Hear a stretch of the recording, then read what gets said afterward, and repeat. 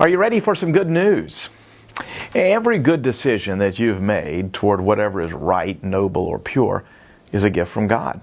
Any moment that you've been attracted to holiness is a God moment of holy attraction. Here's today's text from Luke chapter 15. But when he came to himself, speaking of the prodigal son, when he came to himself, he said, "How many of my father's hired servants have more than enough bread, but I perish here with hunger? I will arise and go to my father." And he arose and came to his father. We were born in sin. As such, we have nothing but sin-tainted spectacles through which we see the world and our lives. In Psalm 51, David cries out that we were born in sin. Paul puts it even more starkly in Ephesians chapter 2, and he declares, "You were dead in the trespasses and sins." See, in and of ourselves, we can do no good thing, which leaves us with a very important question. How do you explain all the good decisions that you've made? If you aren't a Christian, how do you explain all the times in your life when you made a selfless choice or resisted a temptation? If you are a Christian, how did you become drawn to God in the first place? God's always been there, even before you knew Him. It was His mercy that enabled you to make a good choice. It's what happened to the younger brother in Jesus' famous parable.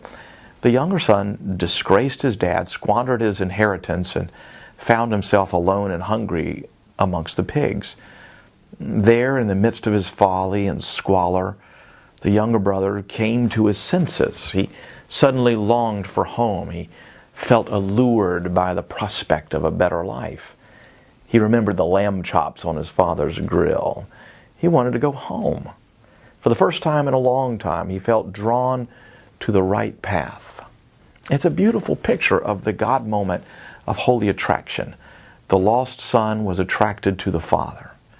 It's a nourishing and delightful enterprise to uncover your God moments of holy attraction.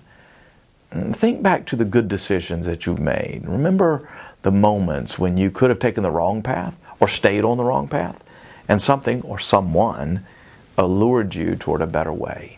Think about all the positive changes you've made in your life. All those God moments, all of them are God moments.